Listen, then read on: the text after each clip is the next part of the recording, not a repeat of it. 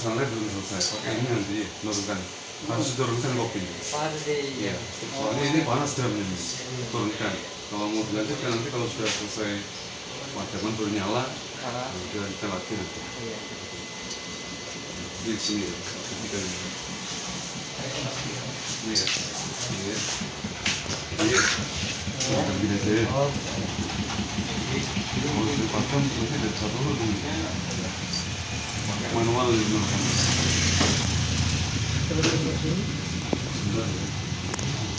Saya jelaskan dulu spesifikasi mesin supaya sebelum mengoperasikan mesin ini masih paham satu persatu dari komponen-komponen yang di dalam mesin, kemudian panel ini juga ya. Jadi yang pertama ini mesin dengan kapasitas 500 gram dilengkapi dengan drum dengan ketebalan 6 mili. Kemudian ini di sini juga dilengkapi dengan gelas full isolator. Jadi fungsinya sebagai peredam panas. Jadi ada gelas full isolator di sini. Fungsinya sebagai peredam panas. Kemudian yang di sini ada sensor pin ya. Ini yang bagian bawah ya. Di sensor pin. Kemudian melihatnya di sini. Jadi terlihat ini ada digital pin. Jadi berapa suhu yang ada dalam biji kopi. Jadi pada saat green pin masuk, dia ada sensor di sini. Jadi kopi begitu sini. Nah, kemudian dia mendeteksi di digital ini. Nah, digitalnya ada digital pin. Suhunya nanti bisa dibaca di sini. Kemudian yang kedua ada sensor drum. Jadi sensor drum ini fungsinya untuk mendeteksi berapa suhu keseluruhan di dalam ruang silinder ini. Kemudian melihatnya di digital sebelah kiri ini ya. Digital pin ada digital drum. Kemudian ada stick checker di sini juga. Ini stick checker di sini fungsinya untuk melihat profil cross pin. Yang dinamakan cross pin itu biji kopi yang disangrai, yang sudah disangrai. Jadi melihat biji kopi setiap menit.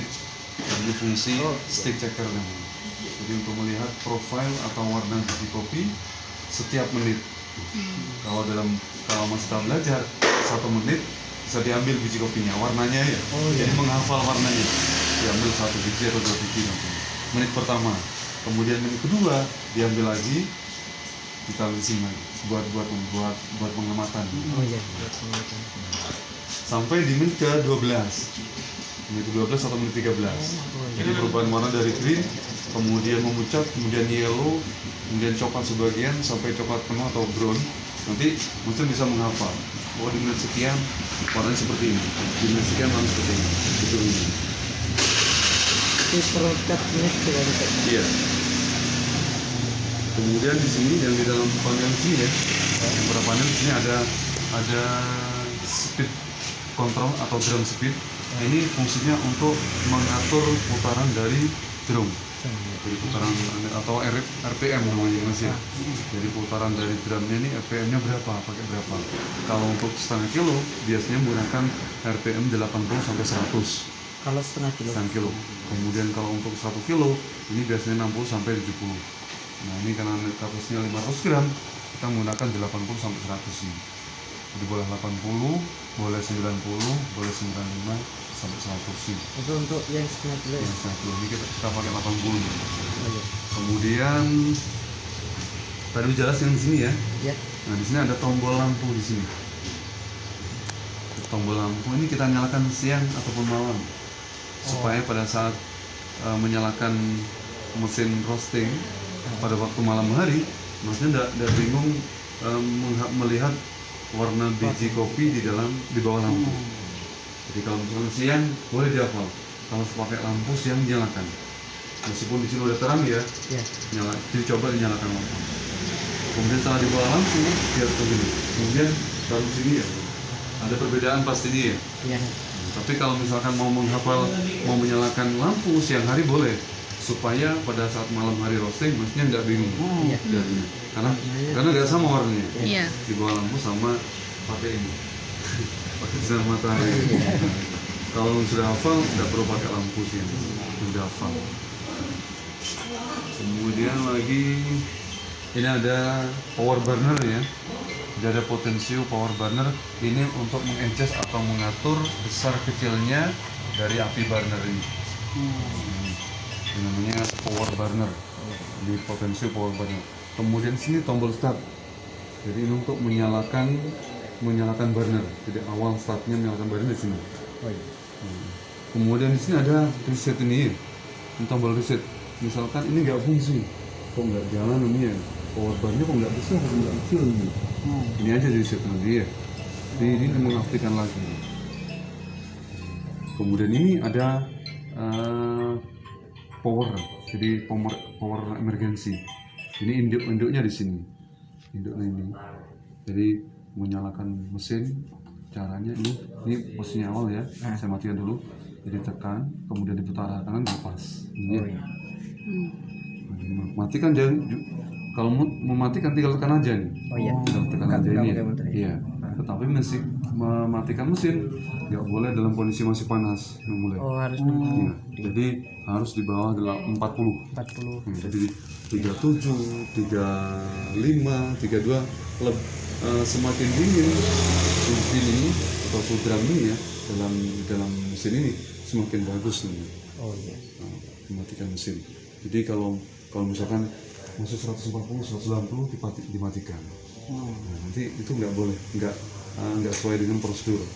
Efeknya nanti ketika kita sering mematikan mesin dalam kondisi masih panas, pada saat kita roasting ini yang mesin drum ini udah nggak presisi. Presisi, oleng ya, oleng nanti. Kalau sudah oleng, pada saat kita roasting menggunakan biji kopi yang kecil, kemudian yang pipi sama yang pecah, nanti akan jatuh mengenai sliding indikator ini. Ini sliding indikator ini atau kolektor charge-nya. Ini penuh di sini nanti. Kopi yang kecil, yang pipi, yang pecah penuh di sini, tidak boleh. Jadi yang kecil, yang pipi, yang pecah harus ke sunrise semua. Kan eman ya, saya yang kopinya harus tersangkut. Yang benar yang jatuh di sini adalah kulit ari atau silver skin-nya. Kulit arinya. Selain itu kulit ari yang 10-nya ini tertampung di sini di cycle ini. Ini nanti 6 kali roasting, 7 kali roasting nanti bersihkan ini. Kalau 1 kali 2 kali masih dikit masih. Jangan sampai penuh ini. Kalau penuh nanti ini efeknya pengaruhnya dia di suhu ini, di drum ini semakin lama dia semakin panas nanti. Jadi ada sumbatan. Ini ada sirkulasi asap sama udara panas yang keluar, dia dikeluarkan sama exhaust ini. Ketika di sini posisi silver skin atau kulit arinya penuh, maka nanti sirkulasi ini dia kembali sebagian ke sana, sebagian kembali ke ruang drum. Jadi kulit ari yang masuk di ruang drum, nanti di sini pastinya dia secara otomatis dia kebakar, kemudian jadi debu, dia menempel di atas permukaan blue fire ini, permukaan burner. Jadi akhirnya nyala dari burner nggak stabil, ada yang kecil, ada yang besar, karena kotor dengan kulit ari yang masuk di ruang burner. Jadi ini 6 kali, 7 kali, 8 kali roasting di kalau 1 kali, 2 kali, 3 kali, 4 masih belum, masih sedikit. Intinya jangan sampai penuh. Tapi kalau membersihkan setiap kali roasting tidak perlu, capek nanti ya. Selesai bersihkan, capek nanti. Kalau udah segini aja wes. Separuh. Iya, segini aja dicek. Yang dulu yang mesin yang 5 kilo ya, yang di Jakarta, yang di Tangerang saya ke sana, punya Pak Kriel. Ini tidak pernah dibersihkan ya. Malah dia disolasi semua. Akhirnya panas sih mah, motornya kena, dinamonya terbakar. Panas sih. Karena ini penuh, kulit-kulitnya nggak dibuang. Buang tersumbat kan, awalnya asap sama udara panas susah. Akhirnya di sini panas sebenarnya.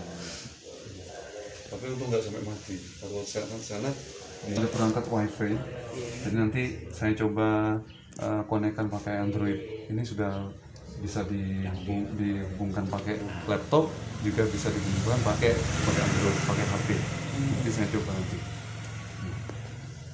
Ini punya canggih ya. Jadi meskipun ini manual, tapi sudah canggih. Bisa konek laptop.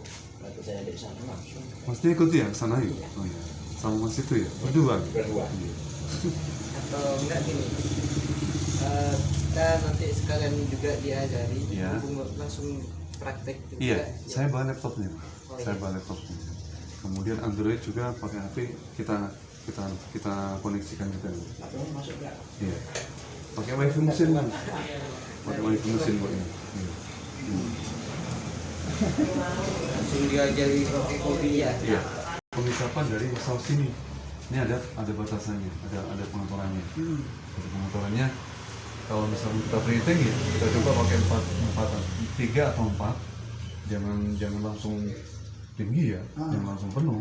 Nanti udara panas yang di sini banyak keluar. Sementara pada saat kita proses preheating ini kita masih membutuhkan panas untuk memanaskan thermal derajatnya ini. Kemudian begitu juga untuk proses roastingnya. Jangan sampai pada saat roasting ini langsung penuh. Jadi pada saat baru mulai biji kopi masuk di drum, ini masih membutuhkan panas. Jadi panas ini dimanfaatkan oleh biji kopi untuk menguapkan kadar airnya, untuk mengeluarkan kadar airnya. Yang semula 10 sampai 12 dikeluarkan. Kalau penuh bukannya, ya sini ya, kalau penuh di sini ya, maka pengitapan udara panas ini sini semakin banyak keluar ya. Nanti roastingnya jadi lama. Roastingnya jadi lama karena panasnya yang harusnya masih dimanfaatkan dia dikeluarkan. Jadi lama. Begitu juga ini alfa yang kecil ini ya. Ini juga lama nanti roastingnya. Oh, kalau terlalu kecil juga Iya. lama. Iya. Kalau terlalu kecil ya, ini lebih singkat waktunya. Lebih singkat waktunya. Kemudian asapnya di sini banyak yang nggak keluar. Di asapnya nggak keluar nanti. Jadi smoky. Jadi pada saat kita roasting nggak boleh ada asap yang terus-menerus terlalu lama sirkulasi di dalam ruangan drum. Kopinya jadi smoky nanti. Iya. Di roasting ini nggak boleh singkat, nggak boleh terlalu lambat. Kopi disangrai dengan waktu yang cepat itu jadi pahit, kemudian di roasting atau disangrai dengan waktu yang lambat juga pahit. Ya. Maksudnya harus sawi nih. Iya. Jadi yang ideal waktunya 10 sampai 13 menit. Kenapa kopi disangrai cepat, kopi jadi pahit? Karena dalam biji kopi ada senyawa namanya CGA, chlorogenic acid. Dia berperan memberikan cita rasa asam yang lembut pada cita rasa seduhan, pada kopi seduhan. Ketika dia di roasting dengan waktu yang singkat, otomatis bahan gasnya dia tinggi ya. Maka asam organik tadi dia jadi berlebih, jadi pahit. Kemudian sebaliknya kalau di roasting dengan waktu yang lambat, dia juga jadi pahit. Karena senyawa kalau waktunya lambat misalkan 16 menit, 17 menit atau 20 menit lebih lah ya. Nah, kalau roasting dengan waktu yang terlalu lambat, itu senyawa penyusun aroma dan cita rasa pada biji kopi dia nggak terkirim melalui pirolisis. Jadi pada saat perubahan warna biasanya di menit ke-4 sampai 6 ya, di 140-an sampai 160 atau yang bagus tengah-tengahnya 150.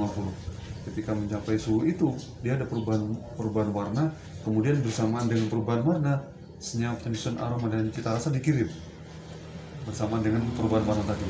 Jadi kopi yang aromanya yang awalnya itu gresi, ada aroma gresi itu aroma rumput ya, seperti rumput ya, masih hijau kan, nah, nanti dia berubah warnanya seperti bread, seperti roti yang di oven ya.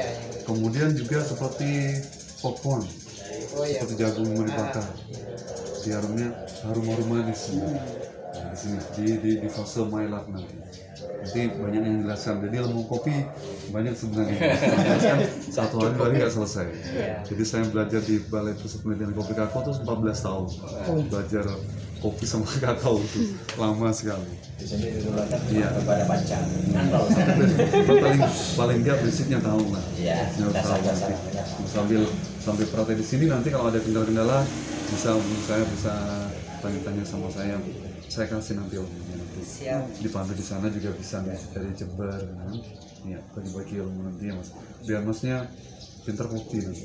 Pinter nyangrai kopi, pinter ilmu kopi semua. Iya. tingkat Jadi derajatnya. memperhatikan mesin udah bisa nih Ray. Tapi ilmu kopi masih belum bisa ya. Nanti kan kalau masnya ada pameran di luar atau ada ketemu sama orang kopi, masnya minder Nah, karena ilmu kopinya masih anu ya, Iya. masih